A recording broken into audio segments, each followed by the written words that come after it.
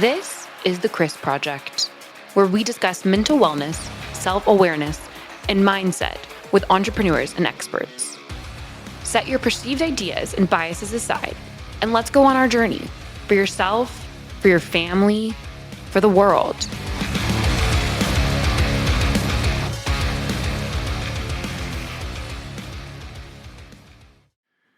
I am. Welcome to another episode of The Chris Project. I am your host, Christian Brim. Joining me today, author and podcast extraordinaire, Daryl Dittmer. Daryl, welcome to the show. Thank you, Christian. I appreciate you having me. Yeah, so we were laughing about, he's got a Detroit Lions sticker hanging in the background, and I told him that as a Detroit fan, that tells me that he is used to suffering, and that's what we were laughing about. I actually have one of my colleagues, my employees, that is a Detroit Lions fan, and I'm not a Detroit Lions fan, but I have watched his range of emotions, so I get it. It has not been an easy life, Christian. It's been better recently, but it has been better recently. Unfortunately, I talk about this all the time, but my dad was a big Detroit Lions fan, and he got emotionally involved. Yes, in winning and losing, and I don't get quite so emotionally involved, but they were good when he was alive in the 50s. I wasn't alive, and so he at least got to see some world championships, even if they weren't called Super Bowls. Yeah, and you know, I remember when Barry Sanders went to Detroit, and it was fun watching him, but it was like, you know, they still can't win. I don't. Yeah. That's difficult to accomplish, right? Like, have Barry Sanders and still not win. Yes. Yeah, you have to try real hard to do that. It was fun to watch. Not the losing, but Barry. Anyway, Daryl, why don't you tell the listeners who you are and what you do? Sure. Currently, I'm a writer. I write books. I've written a couple of books, and I also have a podcast, and that's currently what I do. In addition to take as many vacations as possible, and try to help others. That's really what I try to do personally, professionally. Just help others put their life maybe on a different path. If I can provide some assistance in doing that, that's what I love to do. I love that. So the books that you've written, are they fiction or are they nonfiction? They are nonfiction. My first book is my story, and my second book I like to sort of look at as everybody else's story. Okay, so give us the Reader's Digest version of your story. Sure. When I was a young kid, I grew up in and I'll keep this Reader's Digest as much as I possibly can, but my dad was a mechanic. I grew up in the Midwest, Detroit. Obviously, we got that lion sitting back there. It's because I was born in Detroit, and my dad was a mechanic. My mom took care of the house and the kids and all that sort of thing, and I'm pretty sure my mom had a much more difficult job.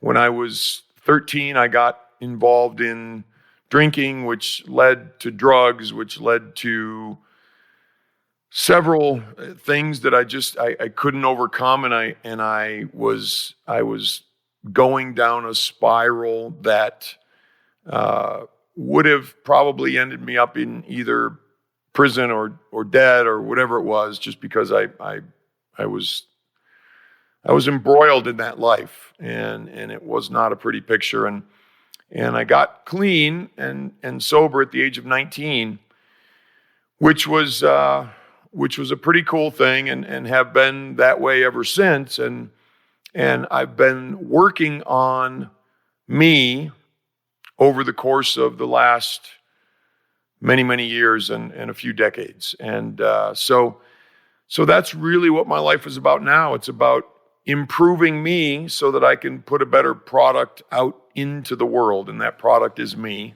And that's why I wrote my books. I wrote my books because I wanted to share the messages and from mentors and from wonderful people in my life, and they were good enough to help me, and I try to be good enough to help others to the extent that I can.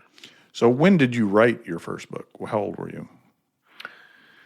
I was 56 when I started writing it. So there was a lot of time there from your recovery to writing this book. What led you to write the book? Like, why did you feel compelled to do that? I was having a conversation with my now wife. She was my girlfriend at the time. It was probably 18, 20 years ago. And she didn't know me when I was an idiot, or at least that brand of an idiot, in terms of the drugs and the drink and all that sort of stuff. And I was relating my stories to her and telling her what I was like and the things that I had done and et cetera, et cetera. And she looked at me and she's just like, "You're not that guy. I don't see it. I'm not seeing it." And I said, "Well, I was, and remind me to write a book someday." So that was kind of the impetus. It was to tell my story. And then I think that morphed over the next 18 years or so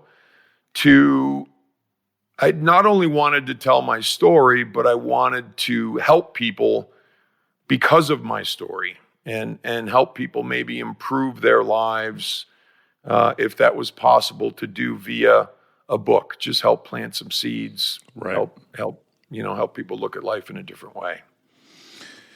Is there? You said that was me, but it's not me now. I think for people that have lived a few years, they can see maybe not as dramatically as you, but like how they're not the people that they were before, right? I myself look back on my 20-year-old self, and I'm like, or even my 30-year-old self, and I'm like, well, I'm definitely not that person anymore.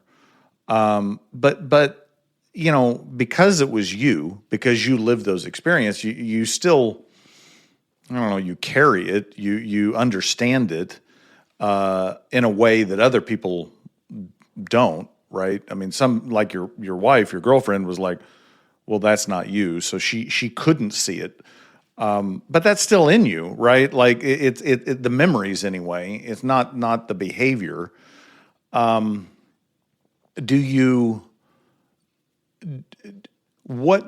do you see is most different about you and that teenage Daryl?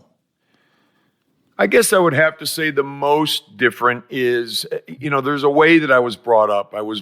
My dad was a Navy guy, like I said, a mechanic. He was in the service. He was in the Korean War. He was pretty disciplined in terms of what he wanted from us. And my mom was the same way. They were both pretty tough.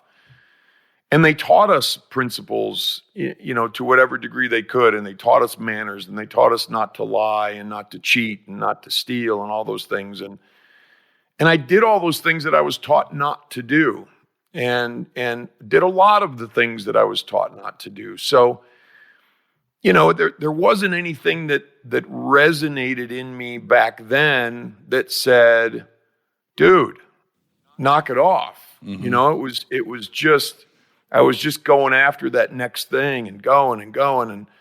And so I think that's really the big difference now is I don't, as I sit here, I don't have things that I feel like I need or I have to have, or, these big desires. I feel like I'm missing something, or I have this hole in the middle of me. It just doesn't exist anymore. Mm-hmm. And that's probably the biggest difference from whence I came. And what do you attribute that to? Like what prompted that change? It was over many, many years. I got involved in the 12 steps. They got me involved in And the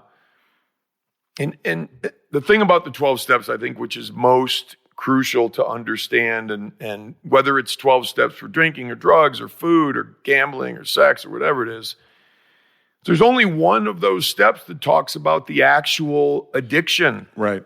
The actual thing that we're trying to get away from or stop doing. And the rest of the steps are about getting better, improving, making me a better me, making me a better me so that I can give something back to the world. And that's really what it is. So it was mentors, it was the 12 steps as a guide, it was figuring out that I can live a different way. And along the way, I've had plenty of experiences. I've had businesses and entrepreneurship stuff, and I've had jobs, and I've been a lot of different things, which has all been really cool. But the thing that I really needed to get different was Daryl. Yeah. And how Daryl perceives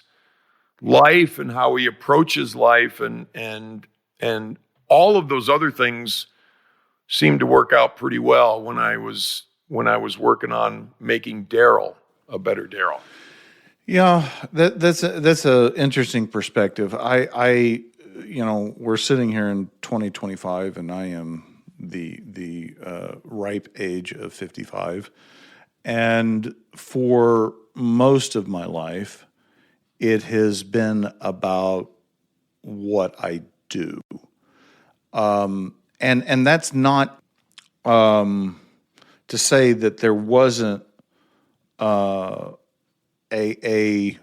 external guide. So I professed my faith in Christ at 16, and I proceeded to live my life very what's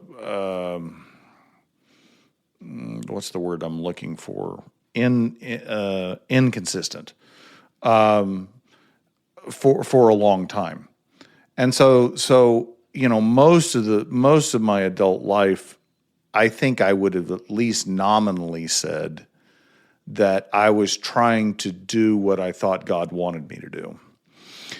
But this year, starting with some conversations that I had with some other Christians, I realized that I was focusing on the wrong thing, that really I needed to focus on what God wanted me to be as opposed to what God wanted me to do. And, that's really, really resonated a lot in the last, 6 months about, what I do is a whole lot less important than who I am, right? And, if I am who God wants me to be, then whatever He has me do, whether that's washing dishes or going on a mission trip, it doesn't matter. Then what I'm supposed to do will just naturally follow. And I don't even know if I'm making sense, but does that resonate with you? 100% resonates with me. I had a mentor tell me many moons ago that there were several things that he told me that stuck with me over the years. But one of the things he said, Daryl, first things first, and the rest will be added on. And he described that as, because I didn't know, I was probably in college when he told me. Right. And which I had no business in college. But I was in college when he told me, and he described that as, because he explained it to me, as, Daryl, you have to take care of the you part. You have to be a better you and a better Daryl, and all this other stuff, works itself out. I believe the greatest thing that I can do to thwart my movement forward in this life in terms of me internally is to try to control everything, is to make myself the center of attention, is to make myself, oh, Daryl matters, and he does, but he doesn't matter as much as everything else. There's a lot of things more important out there than how Daryl feels, or, what if somebody comes to me and says, I need this, Daryl, and I really need you to help me with this. And I say, well, I don't feel like it. Right. Doesn't matter how I feel. I need to help. Right. And that's, to me, that's the important stuff. Am I building me, or, and then my life builds as a consequence of that? Or am I trying to build my life and forgetting about me being better? Yes. I think the latter is, at least for me, has been the proper way to go. Yeah, I would agree, because I think that, I can't speak for all men, but it seems like men derive a lot of their self-identity from what they do, right? And so it does kind of go backwards if you're out there trying to create your identity from what you do. You have got the cart before the horse, right? I mean, because you're going to have success, you're going to have failure, but in reality, that doesn't dictate who you are. I think a lot of entrepreneurs have their identity wrapped up in their business. But for most, and it was for me, I think a lot of them, the business just becomes an extension of their own psychosis. It's a construct that we create, and so whatever failures we have in character just get amplified or ignored, as opposed to doing the work and improving yourself. We just kind of hide in our business. For sure. Yeah, I think that's true. And the stages of life, you mentioned it, and we talked a little bit about it, that I'm not the person I was, you're not the person you were. And I did that. I didn't, my family, I remember, we're having powdered milk, and my mom's washing sandwich bags, and, we weren't terribly well off. We got a lot of no's, in terms of things we wanted. But that was fine. I think it's,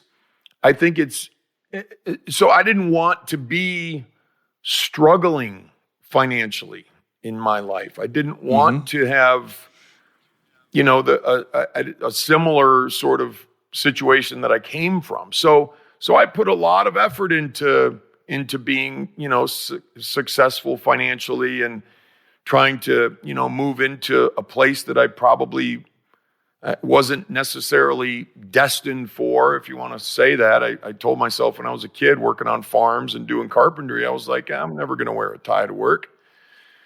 But I probably spent 25 years wearing a tie to work because I wanted to experience and I wanted to be financially successful and all those things. So, but at some point, and this happened a long time ago, because we can just break ourselves down if all we care about is the business and the money and all that. It's we can break ourselves down significantly, and I did that.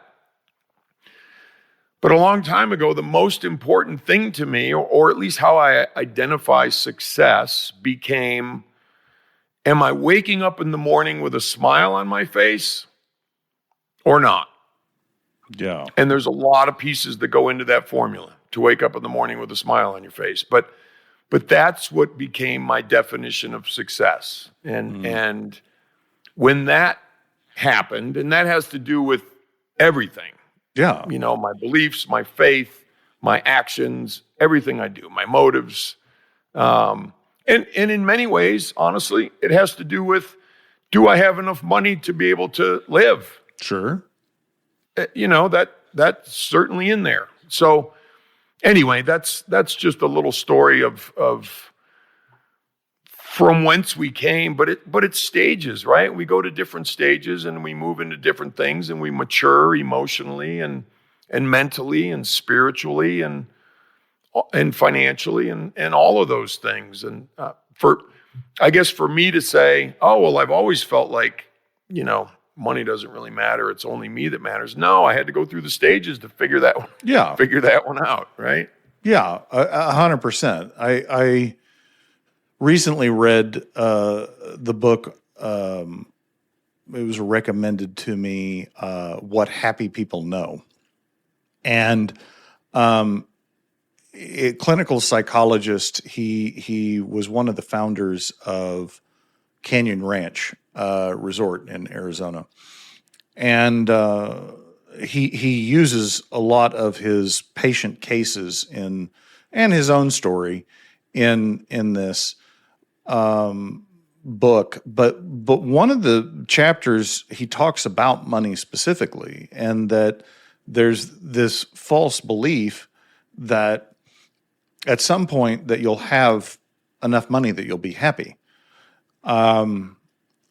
But that's a false statement. If that's what you're pursuing for happiness, you'll never achieve it. It doesn't matter how much money that you have. It's kind of, again, going back to the cart before the horse. Like, if that's what you're seeking, you're never going to have enough money that makes you happy, because happiness is not dependent upon money. But a lot of people think that. And I'm not discounting, wanting to be out of poverty. Like, my story is one where my family went bankrupt when I was 16. And so we had a lot of money, and then we didn't have money. And the loss of the money isn't what made me unhappy. It was the fact that my family, because it was a family business, dissolved. They scattered because there was nothing keeping them together anymore. Mm. And that is what I lost, not the material things. And so, yeah, if you're out there thinking that you're going to build a business or you're going to build your income to a point that, I'm happy, it's not going to happen. No, this brings to mind, and it's related, and not perfectly, but it drives the point. I believe that I was the second largest shareholder in a company when I was in my 40s at that point, early 40s, and the largest shareholder had me in his office, and he was talking to me about some things, and he said, "Daryl, this company is going to be a big part of your legacy someday." And I almost threw up. I literally, it made me kind of sick. I was like, "Oh, I hope not." And I didn't say that. Probably wouldn't have received it. Right, that's probably not the smartest thing to say. But that's how I felt. I thought, I don't want a company to be my legacy. I want other things to be my legacy. And at that point, I hadn't written books or anything. But that's the type of thing where, if somebody picks up my book or listens to a podcast or something 20, 30, 40 years from now and they get something out of it, that is what I want to leave behind. Not a place where, we're just keep driving to make money. Yeah, that's interesting. I have been thinking about the legacy, because I think when you get to this point in life, your mental switch changes to, like, I've got all the time to I've got a limited time. And like, right. What do I want to make sure I get done? And I've been thinking about this company that I've had for 28 years and its succession plan. The reality is, I would like for it to succeed beyond me, but only if it's doing what it was I created it to do. Like, if it's not helping creative entrepreneurs with their finances and having a better business, then it doesn't need to exist. And that's, I think, different than what you're describing, which is more of a financial legacy. That's Agreed. and I'm totally fine either way. Like if it doesn't go beyond me, I'm okay with that. And if it does, great. But I have come to the point now that I am not the business, and it is not like I have to keep it going or it has to go beyond me because that's who I am. I think that's, that our business was in the financial services, and it was about sales, it was about growth, it was about acquisitions, it was about anything that we can do to make money, and that was the money was great, wonderful, but it's not what I want to be remembered for. I don't want to drop a knapsack full of money at somebody's feet when I leave this planet. That's not what I want to be remembered for. I'll sign a book for them. Leave that here. Read this every 5 years. And tell me how you change over time. How many times have we seen where generational wealth just ruins people? Like, right. Because the dad or mom was busy building this empire financially and neglected their children relationships and the development of their children. And so you end up leaving the money to people that have no business having money. Like, what's the point of those people having money? They're going to screw it up because they didn't earn it, they don't understand it, and they may have bad character. I agree with that 100%, and I think there's something very important to be said for, and I've told my two sons this, that go out. I want you to, if you're going to do it, if you want money, great. You need it to get through this life. Just understand that. If you don't want to make money and you want to do something else, fine. It's completely your choice. I'm not going to drive you in either direction. But what I will say is you'll get a sense of accomplishment and a sense of appreciation and a sense of knowing that you struggled and that you did something and you went through the ups and downs and you went through the failures to get to where you want to be. And that's the important part of life. It's the journey. Yeah. It's not whether you make money or whether you don't make money. It's what we learn along the way. Yes. And that's what I think is crucial for people to understand, what I try to get them to understand. If somebody drops a load of wheelbarrow money in your lap, it doesn't do you any good. No, and I've seen a lot of second and third generations where, because they're not entrepreneurs, they don't have the entrepreneurial mindset. They end up with a bunch of money, and they just still live in that scarcity mindset. And it's like they live poor even though they're wealthy, and it becomes this very strange dynamic. They've got large houses because they have money, but they don't. They won't spend a dime to help anybody else because, it'll run out. And it's very rare where you see a second generation entrepreneur take their family business and elevate it. It does happen, but that's the exception to the rule. I'm sure you saw similar cases working with people's money. Absolutely. Yeah, and similar cases of just people that I knew in my life. I went to college, and there were several people there who were, kids from dads who owned businesses and this and that.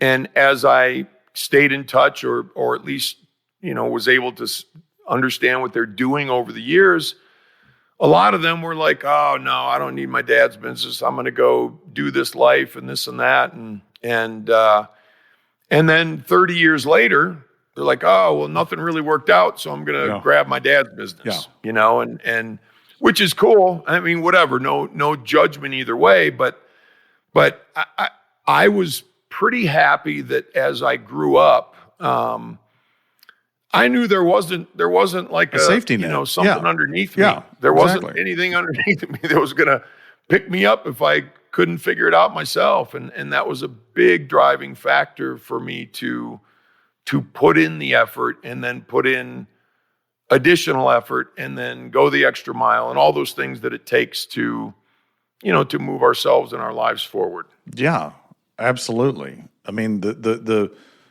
process of being a successful entrepreneur involves failure, every one of them, and that forms how you react to it, forms your character, and you can't replace that experience. You can't. I have a good friend who had a family business that I'm gonna guess is probably $1 billion business. I don't know that.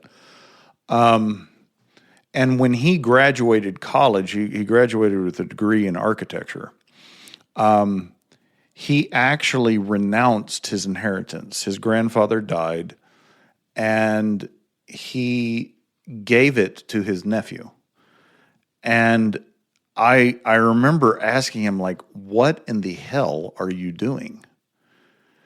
And he said, and this is one of those moments of clarity you have when you're younger. You don't really know why you're doing something, but it's really clear that this is what you're supposed to do. And he said, if I take that money, I will not be the architect that I want to be. And he's gone on and become a fabulously successful entrepreneur. And, I think in a very real sense, he wouldn't have had that success had he had that safety net. And as parents, especially mothers, not bagging on moms, they grew them inside of them, so they have a different relationship with their children than fathers. That lack of a safety net is often very scary. Like they want to keep that net under them their whole life. And I'm constantly trying to explain to my wife, like, no, they need to fail. I don't know if you saw this video where the dad's sitting in his chair and the kid comes around and he's going to put the fork in the electric socket.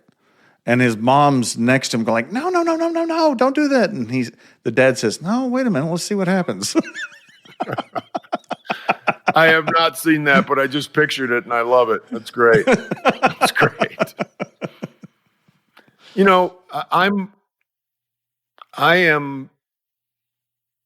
I didn't understand long ago, and as we grow and change and go through experiences, we begin to understand, and who knows what else I may understand. But the only thing I'm pretty clear on is that the longer I go, the less I understand.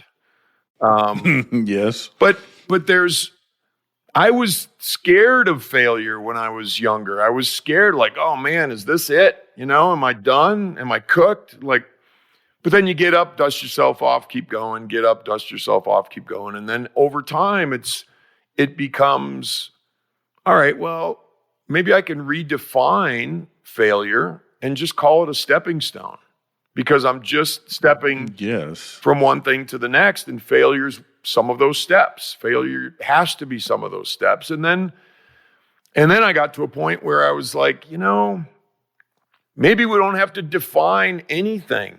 Maybe we don't have to say, this was a failure, or this was a success, or, because none of it really is. It's failure. It's just like life, right? Death is as much a part of life as living is. Mm-hmm.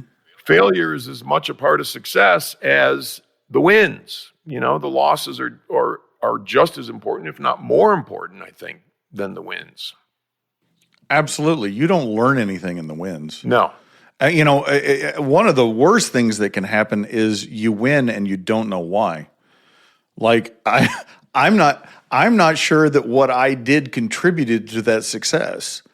And then you start down a path of believing in your own bullshit, as opposed to like in a failure, you have the choice to look inwards. A lot of times I didn't. Like I would blame it on situations or other people. But when I started to say, okay, how did I contribute to this? Like, and that shift from a victim mentality of like, and I'm not talking about like truly victims, like children that are abused. I mean, they don't, they're victims, right? Right. But as an adult, you know, you contribute in some part to your situation, right? And I'm not discounting the fact that people may have hurt you. They may have done you wrong. But there's always something for you as an adult to learn. Like, okay, how did I let that person hurt me? How did I put myself in that situation to allow that person to hurt me? Those are the things that you need to learn from that. And instead of just saying, well, that was all so-and-so's fault, I had nothing to do with it. I'm a huge fan, and one of the things I talk about a lot is blame is poison.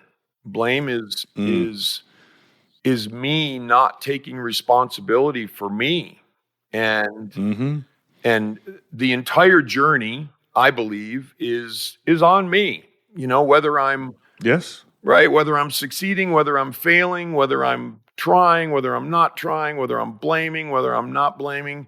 And it's not so much what they did to me, because people are going to do stuff to you your whole life. And Right. and people are going to hurt you, and people are going to, take things from you and this and that, which is, it's just part of living. And then the ultimate difficult one that, they're not trying to hurt you, but people die. People go away. And so what am I doing with those experiences? And what am I doing with those interactions and those losses? And I remember a book, M. Scott Peck, right? The Road Less Traveled. Yes. Old school book, but what the thing that sticks with me in that book is what when he talks about life is about loss. It just is. And I think the question for me is, am I going to, I'm going to experience the losses no matter what, but am I going to lose myself, or am I going to build myself through those things? And I think that's the great question.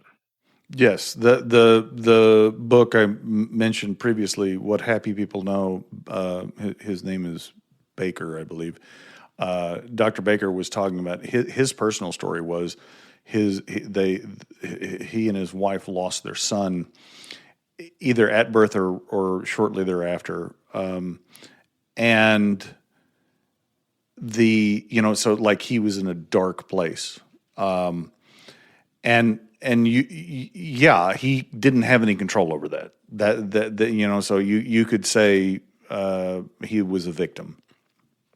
But what he learned from that is echoing exactly what you said. So in that moment of grief where he's like, I've lost everything, like I've lost this, and he started to remember his son, and he started to feel love. He started to feel the feelings that he had for his son. And he realized in that moment that could never be taken away from him, right? And so what he learned about himself in that is that he can go through the worst of things, right?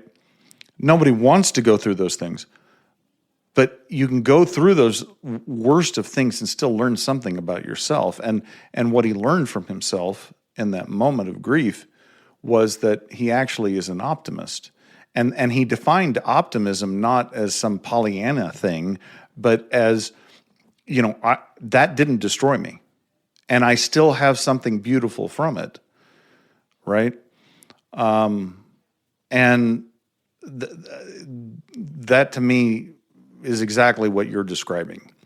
I think it's so interesting to look back, and people would say, and I see it all the time. This question is asked. What would you tell your 15-year-old self or 18-year-old self, knowing what you know now? I wouldn't tell them anything other than buckle up, dude.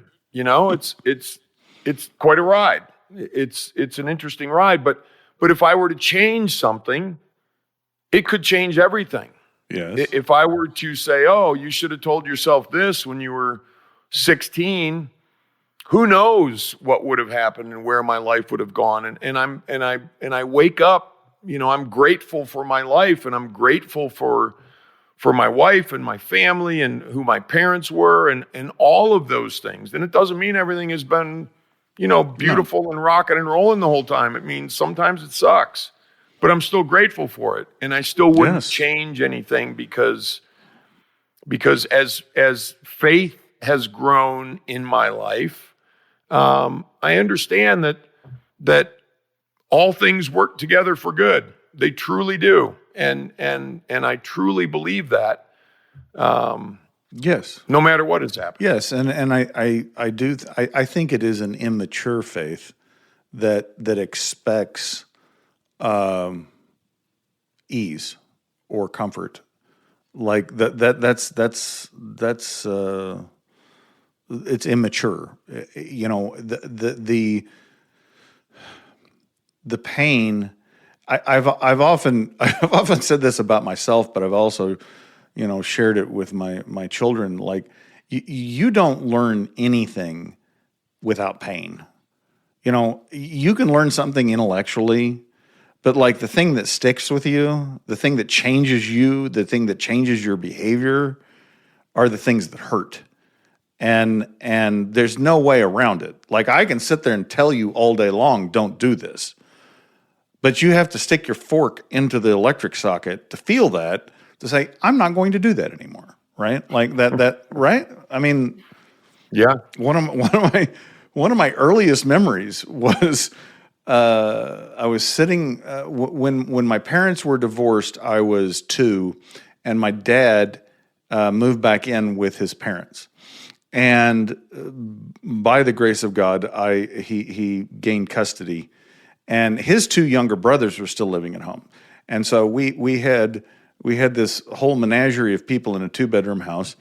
And I remember sitting on the kitchen counter with my grandmother. And for some reason, there was a mousetrap on the kitchen counter. I personally wouldn't put it there, but that's where she put it. And I remember as this 3-year-old, like looking at it, and she's like, don't touch that. And I started to move towards it, and she said, don't touch it. And she was working at the sink. And so I thought she wasn't looking, and I'm like, okay, I'm going to touch it. I still can't set a mousetrap to this day. Like, they scare the shit out of me, right? But the point was that, like, it didn't matter what she said. I trusted her. I really trusted her after that. Right? Like, okay, if she tells me not to do something, I better listen because she has my best interest in heart, right? But I had to touch the mousetrap to learn that.